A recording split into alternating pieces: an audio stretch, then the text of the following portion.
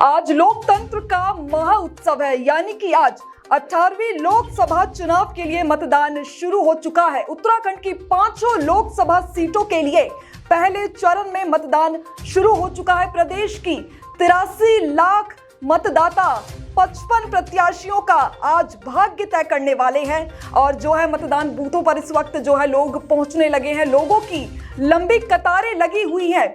इसी मुद्दे को लेकर मेरे साथ लालकुआं से मेरे सहयोगी शैलेंद्र इस वक्त मेरे साथ जुड़ चुके हैं। तो शैलेंद्र, इस वक्त माहौल किस तरह का है मतदान बूथ पर?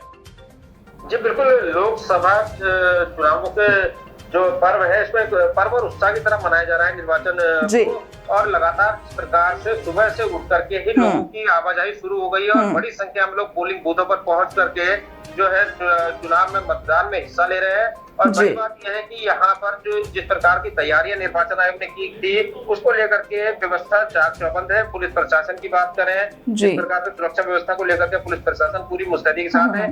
एक एक करके लोग वोट डालने के लिए अंदर जा रहे हैं। मोबाइल कैमरे इत्यादि सभी चीजें जो है प्रतिबंधित की गई है। इसके अलावा डीएम वंदना ने भी स्पष्ट करा था कि जिसका वोटर लिस्ट में नाम है और किसी कारणवश उनके पास अगर वोटर आईडी नहीं है तो ऐसे लोगों को परेशान होने की आवश्यकता नहीं है। वो किसी भी दस्तावेज को जो सरकारी दस्तावेज हो, फोटो युक्त दस्तावेज हो, उसके साथ जाकर के जो है वोट डाल सकते हैं। इसके अलावा बात करें, नोडल अधिकारी ने भी बताया कि 505 बूथ जो है वो वेबकास्टिंग कैमरे जो है स्थापित किए गए हैं। पूरे नैनीताल जनपद की अगर बात करें तो 6 विधानसभा सीटों पर लगभग 1010 पोलिंग बूथ बनाए गए, जहां पर मतदान की प्रक्रिया सुबह से ही प्रारंभ हो गई है। जी तो शैलेंद्र, आपने दस्तावेजों की बात की थी, तो एक बार जनता को बता दीजिए कि वो कौन से सरकारी दस्तावेज लेकर जा सकते हैं और वोट दे सकते हैं।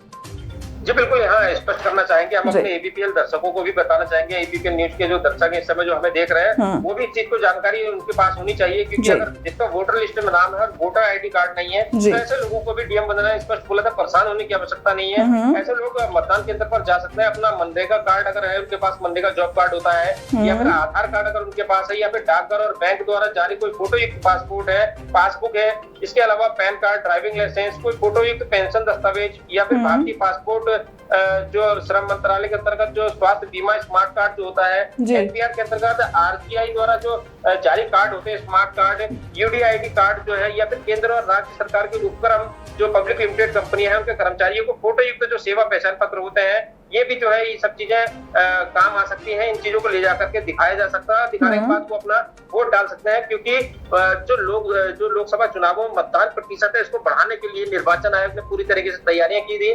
जगह जगह स्लोगन भी लगाए जा रहे थे, लोगों को जागरूक भी किया जा रहा था। तो इसको लेकर के लगातार मतदान प्रतिशत लगभग 75% का जो है टारगेट जो है इस समय लेकर के चला जा रहा है कि 75% कम से कम मतदान होना चाहिए। तो उसको लेकर के लगातार जो है जागरूक भी किया जा रहा था लोगों को, और अधिक से अधिक मतदान करने के लिए लोगों को प्रेरित किया जा रहा था। यहाँ एक चीज और बताना चाहूंगा, जो दिव्यांगजन है, दिव्यांगजन के अलावा जो 85 वर्ष से अधिक उम्र के जो लोग थे, उन लोग के जो 8 अप्रैल से उनकी वोटिंग प्रक्रिया शुरू हो गई थी और 15 अप्रैल तक उन्होंने वोट डाले थे। लगभग 1555 वोट जो है ऐसे लोगों को डाल दिए जा चुके हैं पहले से ही। इसके अलावा जो आप जो सामान्य लोग हैं उनकी वोटिंग प्रक्रिया अभी फिलहाल जो है गतिमान है। जी तो जैसा कि मतदान बूथों पर लोग पहुंचने लगे हैं, काफी लंबी कतारें लगी हुई हैं, लोग देखे जा सकते हैं, तो आप मुझे थोड़ा बताइए कि संख्या क्या रही होगी लोगों की, जैसे कि महिलाओं की, पुरुषों की, सीनियर सिटीजन्स की, और खास करके युवाओं की भागीदारी कितनी देखने को मिली है?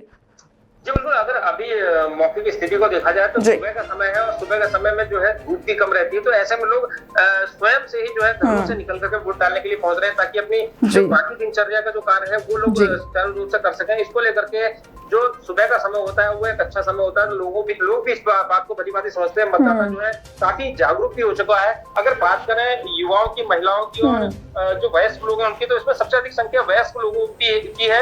उसके दूसरे नंबर पर जो है युवा मतदाता वो भी निकल रहे हैं। हालांकि महिलाओं की संख्या भी कई बूथों पर कम देखने को मिली है, लेकिन महिलाओं की संख्या भी सुबह के जो कार्यभार करने के बाद जो घरों से निकलती है महिला, उनकी संख्या भी धीरे धीरे बढ़ेगी। लेकिन फिलहाल अभी जो है वयस्क मतदाता है वो अधिक संख्या में दिखाई दे रहे हैं। उसके बाद युवा मतदाता, जिसके बाद जो है महिलाओं की भी संख्या धीरे धीरे बढ़ना शुरू हो रही है। जी तो सुरक्षा के क्या कुछ इंतजाम किए गए हैं? जैसे कि मतदान बूथों पर जो है सुरक्षा के इंतजाम कड़े होने चाहिए, तो क्या कुछ इंतजाम है और किस तरह के हैं?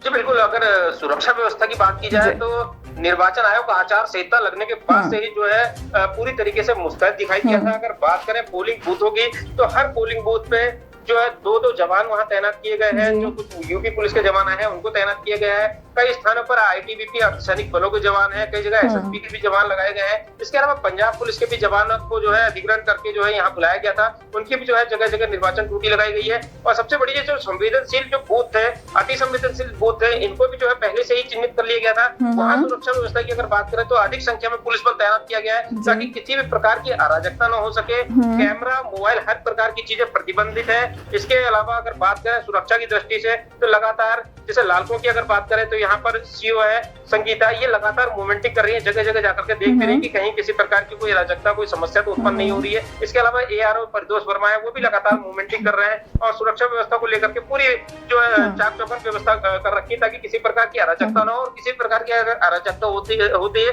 तो उससे निपटने के लिए भी पुलिस प्रशासन पूरी तरीके से मुस्तैद दिखाई दे रहा है।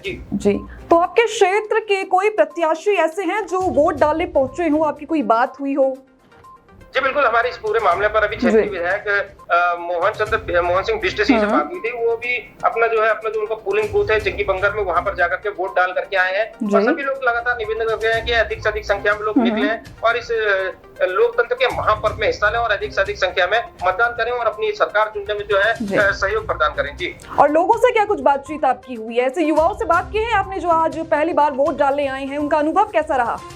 जी बिल्कुल, जैसा कि मैंने अभी पहले बताया था, युवाओं की संख्या भी कम है। जब धीरे धीरे संख्या बढ़ेगी तो हम युवाओं से भी बात करेंगे। लेकिन जो मतदाता है, इस बार मतदाता बिल्कुल साइलेंट मोड पे दिखाई दिया है, क्योंकि यहाँ जिस प्रकार से प्रत्याशी लगातार चुनाव प्रचार तो कर रहे थे, लोगों के बीच जा रहे थे, लेकिन जो मतदाता है वो साइलेंट मोड पे दिखा, क्योंकि जो नगरीय क्षेत्र है, नगरीय क्षेत्रों में लगातार चुनाव प्रचार जो है बड़े पैमाने पर होता रहा, लेकिन ग्रामीण क्षेत्र जो है इस प्रकार के माहौल से जो है थोड़ा सा वंचित रहे हैं, क्योंकि ग्रामीण क्षेत्रों में उस तरीके का मूवमेंट देखने को नहीं मिला जितना शहरी क्षेत्रों में इस बार मूवमेंट हुआ है चुनावी प्रत्याशियों का।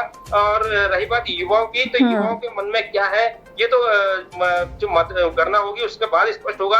लेकिन लगातार जिस प्रकार से लोग बढ़ चढ़ करके हिस्सा ले रहे हैं इस लोकतंत्र के महापर्व में, तो कहीं ना कहीं लगता है मतदान प्रतिशत को बढ़ाने के लिए जिस प्रकार की तैयारी की गई थी वो आने वाले समय में जल्दी पूरी हो जाएंगी। जी, तो अभी वर्तमान स्थिति वहाँ की क्या कुछ है, इसके बारे में थोड़ा एक बार विस्तार से बता देंगे, अपडेट क्या कुछ है अभी? इस प्रकार से सुबह का समय, जैसा कि मैंने पहले बताया था, सुबह का समय जो है एक अच्छा समय है, क्योंकि उसके बाद जो है दोपहर में गर्मी होगी, गर्मी में लोग कम निकल करके आ पाएंगे। उसके बाद 3 बजे के बाद जिस प्रकार से फिर से वोटिंग प्रतिशत बढ़ेगा, लेकिन जो सुबह का समय है अच्छा समय है, लोग भी इस बात को भली भांति समझते हैं, इसलिए घरों से निकल कर लगातार बड़ी संख्या में जो है मतदान करने के लिए पहुंच रहे हैं। सुबह 7 बजे की अगर बात करें तो धीमी गति से मतदान प्रारंभ हुआ था, लेकिन जिस प्रकार से दिन बढ़ना शुरू हुआ उसके बाद से वोटरों की भी संख्या बढ़ना शुरू हो गई और लगातार इस प्रकार लंबी लंबी कतारें जो है इस समय लग चुकी हैं और लोग अपना वोट डालने के लिए, अपने मत का प्रयोग करने के लिए पोलिंग बूथों पर पहुंच रहे हैं। जी चलिए ठीक है शैलेंद्र, बहुत बहुत धन्यवाद हमसे जुड़ने के लिए और ये सारी ही जानकारी हमसे साझा करने के लिए।